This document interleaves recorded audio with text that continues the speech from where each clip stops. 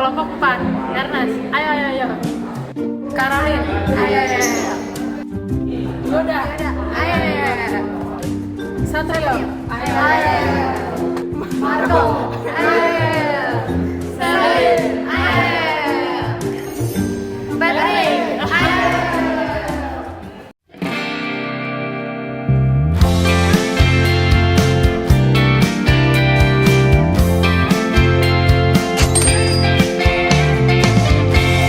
Terlambatlah ke sana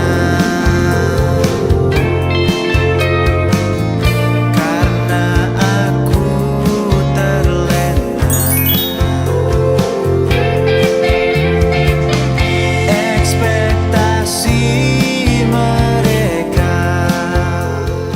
1, 2, 3.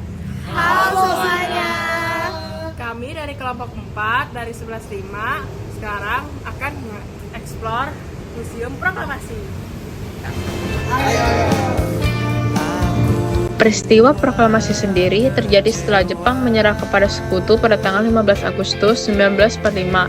Saat itu, para pemuda mendesak agar kemerdekaan Indonesia segera diproklamasikan tanpa campur tangan Jepang.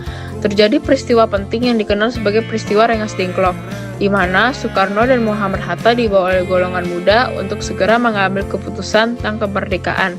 Setelah melalui perdebatan dan diskusi yang panjang, akhirnya pada dini hari tanggal 17 Agustus 1945, teks proklamasi dirumuskan di rumah ini. Teks tersebut diketik oleh Sayuti Melik berdasarkan tulis tangan Soekarno. Kemudian pada pagi harinya, tepat pukul 10 WIB, Soekarno didampingin Muhammad Hatta membacakan teks proklamasi di hadapan rakyat Indonesia. Momen itu menjadi titik awal lahirnya Negara Kesatuan Republik Indonesia.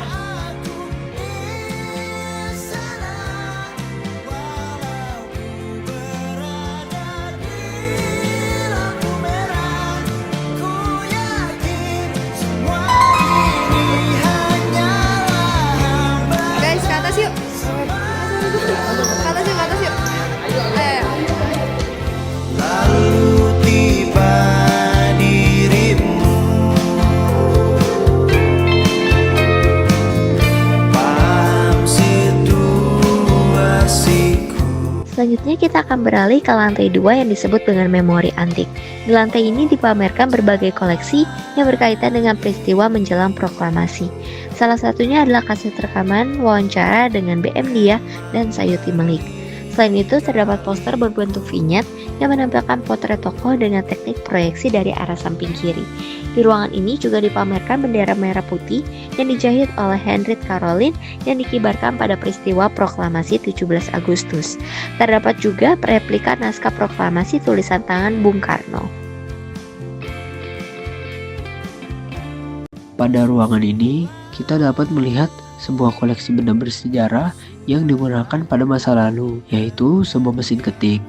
Mesin ketik ini dahulu digunakan untuk membuat dokumen sebelum adanya komputer. Mesin ketik juga bekerja secara mekanik, di mana setiap tombol yang ditekan akan mencetak huruf pada kertas. Selain itu, terdapat juga sebuah pena Fountainberg Aero. Pena klasik ini berasal dari Jerman dan populer pada pertengahan abad ke-20.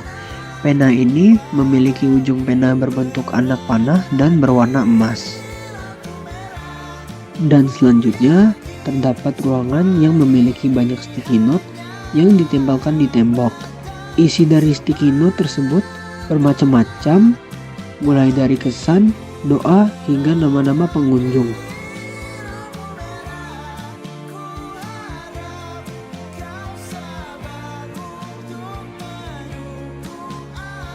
Pada ruangan ini berisi pakaian-pakaian antik yang dipakai oleh para pahlawan nasional Indonesia pada zaman proklamasi. Seperti jas dan sepatu yang dipakai oleh I Gusti Ketut Puja,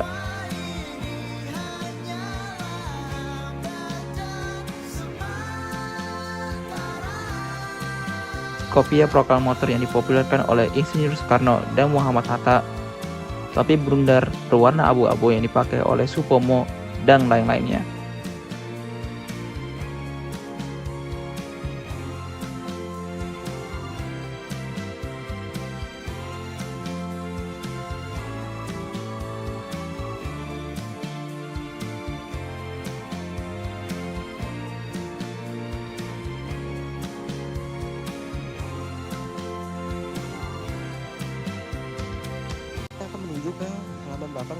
terdapat bunker. Nah, bunker ini walaupun terlihat tidak ada gunanya sama sekali karena hanya jalan buntu dan gelap, tetapi pada zaman dulu bunker ini sangat berguna dan memiliki fungsi yang penting. Nah, bunker ini dibangun pada masa penjajahan Belanda dan bangsa Belanda menggunakan bunker ini sebagai tempat perlindungan dari serangan udara musuh. Nah, tetapi sejak Jepang menduduki Indonesia, rumah ini menjadi milik dari seorang laksamana yang bernama Tadashi Maeda. Nah, Tadashi Maeda ini menggunakan bunker di halaman belakang rumahnya sebagai tempat untuk menyimpan dokumen-dokumen atau catatan-catatan rahasia tentang Jepang.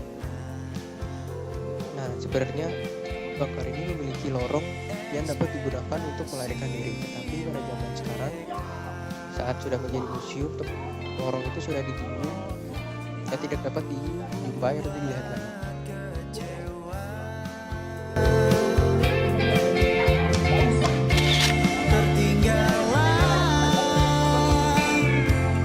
Sudah aku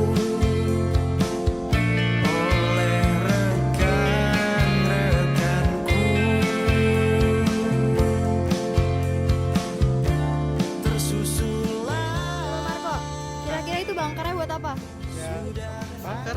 Kamu mau ngapa Ya lagi? buat apa? Ya proses dari perang seperti pengebom. Bentar, bisa. Juga